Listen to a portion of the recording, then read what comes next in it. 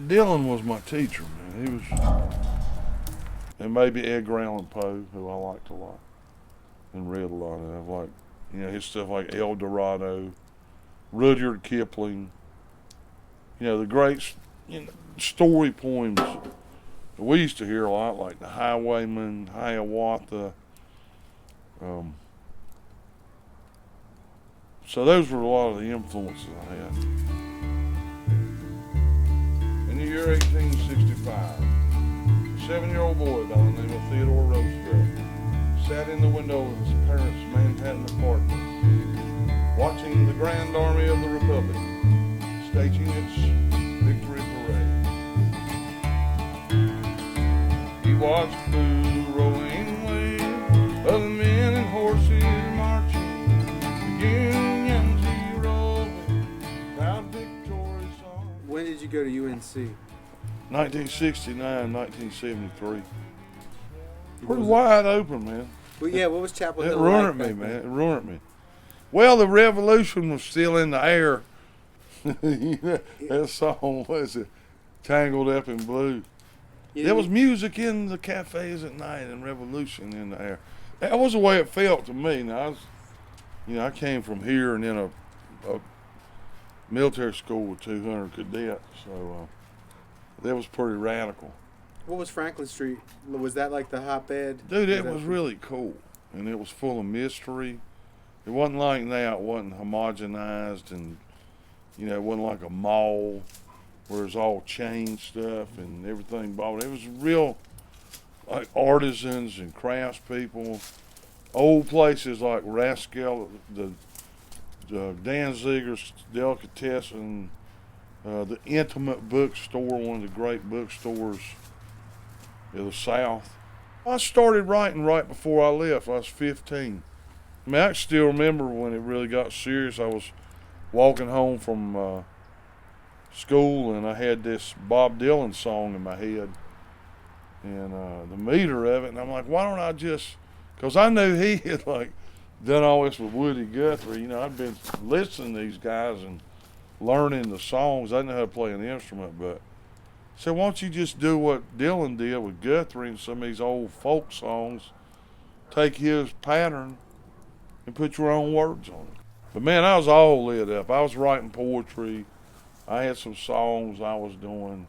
I was restless. I wanted to get out, see the world kind of. I think the first time I ever went out and played, I was with a friend named Jimmy Blackman. He's a whole story in himself. God rest his soul. He's gone on ahead. He passed away. He gave me my first guitar, which was an old Silvertone. But about the first gig, he and I wound up at this place called Mother's in Charlotte. That night was fun, and we got up and played some songs for about 5 people, and they clapped. And, what year was this? God, man, this was 72. Leaving it all behind. Well, I'm happy. Well, I'm so happy. Happy road.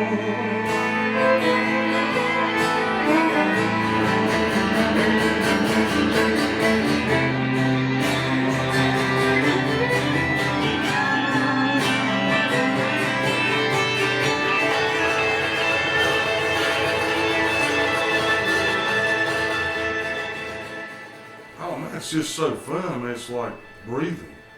It's, if I'm out performing or if I'm just here at home, there ain't nothing like making music. Even if it's just for the ghost in the empty spaces. Against the skies of gray. Do you remember what we talked about? I just remember your face. Prettiest thing that I've ever seen. It must have been a wrong turn that I took in Cedar Falls. I wonder if I've served music well. That's my concern. If I've been true to the tradition I like to think I came out of, if I've been true to the people the other artists that inspired me. And I've tried to, and I think I have. It's all a learning process. But yeah, music's just given me incredibly good things in my life. Travel, meeting people, just the thrill of being able to play for big crowds. It's hard to describe it. Other men and horses marching, the Union zero. I feel like I get God gives me these things, and I make what I can out of them, and try to be open to receiving whatever. But it sure can be a long wait sometimes. But you just keep living, and I'm not in a hurry.